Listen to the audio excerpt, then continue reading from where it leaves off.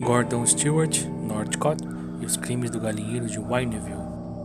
Nascido no início da virada do século, em 6 de novembro de 1906, na cidade de Bladworth, no Canadá, Gordon Stewart tinha um passado tão cheio de sombras quanto a sua família. Tentar reconstruí-lo a partir de como a sua vida era antes de entrar na adolescência é pisar em um campo minado de falta de dados e mentiras, principalmente por sua herança patológica de mentir. Cyrus George e Sarah Louise se casaram em 12 de agosto de 1886, mas se passaram vários anos até que a primogênita na família, nomeada de Winifred Northcote, nascesse. Depois que Sarah teve 5 abortos espontâneos, com ela veio Willie, tão sonhado e idealizado filho homem. A vida da mãe passou a ser dedicada a ele, deixando Winifred de lado e aos cuidados do pai Cyrus. Nascida em agosto de 1869, Sarah Louise vinha de uma família muito religiosa, ultrapassando a fronteira do fanatismo e alcançando uma obsessão que a fazia fantasiar constantemente com uma vida angelical e divina, que apenas piorou conforme foi envelhecendo. Os pensamentos restritivos e altamente doutrinadores dela colidiram com o ateísmo de Cyrus no momento em que as crianças vieram ao mundo, causando a separação do casal depois de 5 anos juntos. Eles acabaram reatando logo que Willie morreu de pneumonia. Sarah entrou em uma espiral de dor e depressão profunda que a fez questionar Deus e amaldiçoá-lo por ter tirado o seu bebê. Assim que descobriu que estava grávida novamente, o ódio da mulher ultrapassou todos os limites. Cyrus a aconselhou a matar a criança a todo custo, antes que se desenvolvesse no útero dela e tirá-la se tornasse perigoso demais para sua saúde. Desse modo, Sarah se atirou de locais altos, andou por horas a cavalo, foi chutada e espancada pelo marido com golpes na barriga. A determinação era tanta que Cyrus chegou a quebrar uma vértebra da mulher. Eles não conseguiam evitar a evolução da criança como se fosse algo predestinado, e Gordon acabou nascendo. No momento em que Sarah colocou os olhos no filho pela primeira vez, tudo voltou a ela. A devoção, o amor e a adoração estava viva novamente. Gordon Stewart Northcott nasceu em Saskatchewan, 9 de novembro de 1906, no Canadá.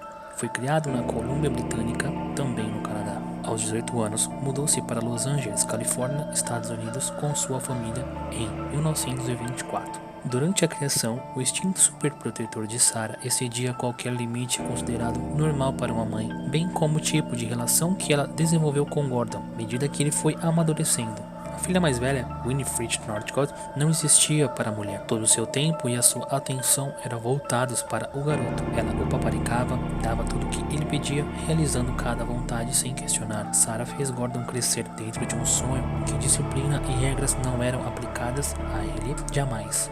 E ela se assegurava de protegê-lo de qualquer privação ou algo que pudesse fazê-lo minimamente infeliz.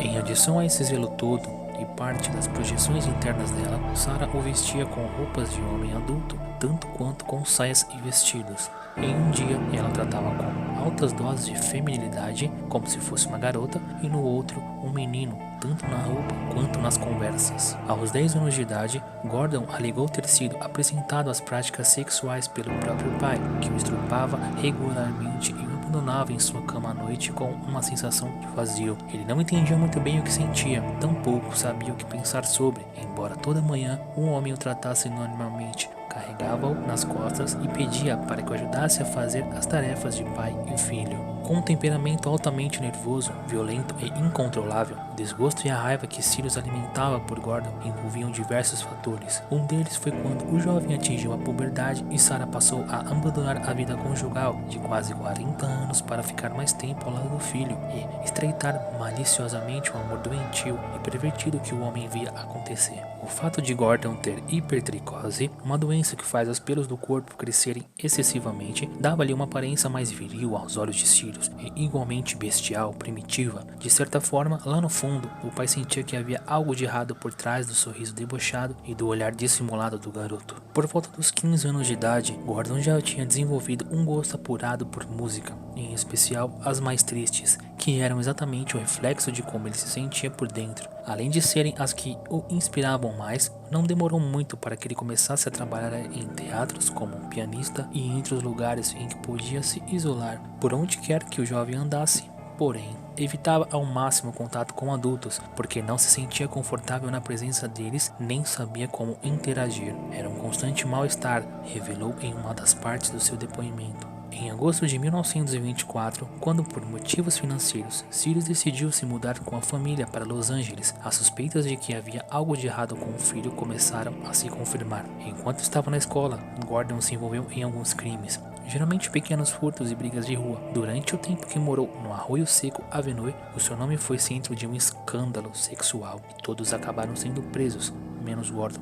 Mais uma vez por falta de provas. Ele sabia mentir muito bem e isso o ajudou a escapar de várias oportunidades de ser legalmente acusado. Em abril de 1926, segundo o próprio Gordon, após 2 anos abastecendo ideias e vontades assassinas e pedófilas que só ele sabia que tinha, já aos 17 anos de idade, ele pediu que o pai comprasse um terreno para que ele fizesse um rancho e pudesse criar galinhas. Surpreso com o pedido repentino do filho, Sirius acatou o desejo dele e comprou um lote em uma área rural situada na cidadezinha de Wineville, no condado de Riverside. Pensando em um braço direito que auxiliaria mais em seus planos diabólicos do que em comandar a fazenda, Gordon viajou até Saskatoon, para a casa da irmã, Winifred, e levou consigo o sobrinho, Sanford Clark, de apenas 13 anos de idade.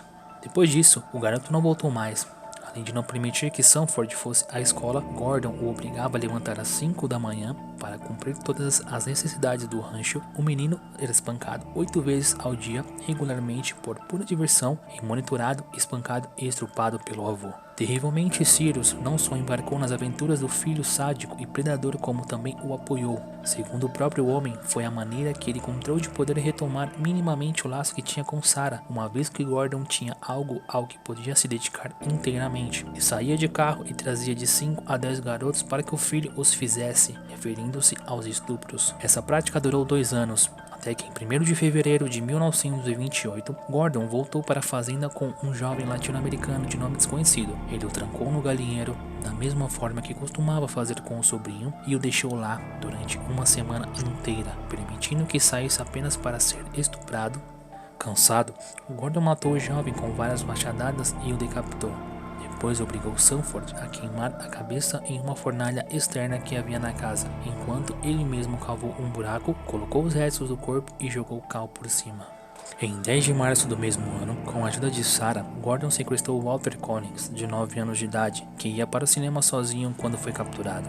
Presa no galinheiro sem água e sem comida, a criança foi torturada e violentada até que desmaiasse de exaustão e tivesse as partes íntimas em carne viva. Sabendo da repercussão do desaparecimento do menino e temendo que Gordon fosse denunciado por ele se fosse libertado, foi Sarah que decidiu que a criança precisava morrer. A mulher desferiu machadadas na cabeça de Collins, juntou os restos mortais e desapareceu com eles. Em 16 de maio de 1928, os irmãos Nelson e Lewis Winslow, de 10 e 12 anos, respectivamente, também terminaram atrás da porta do galinheiro de Wineville. Tiveram o mesmo trágico fim que as outras 2 crianças, estupradas, espancadas até a morte, desmembradas e enterradas sobre muito cal.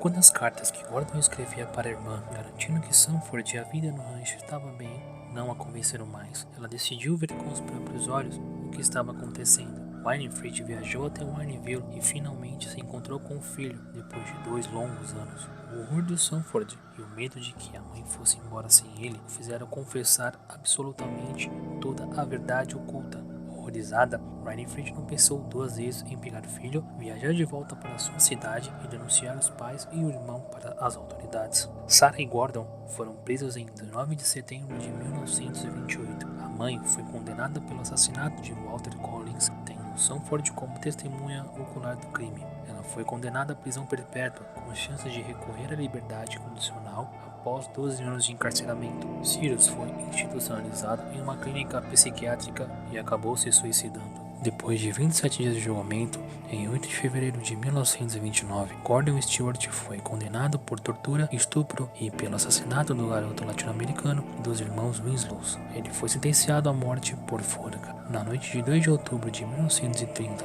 na prisão estadual de San Quentin, Gordon tocou a sua música favorita, Song of the Songs, um cântico bíblico calmo, em contraste à sua jornada férvica, colérica, repleta de acordes dissonantes como o fio da navalha de seu machado ao entrar em contato com a carne daquelas crianças.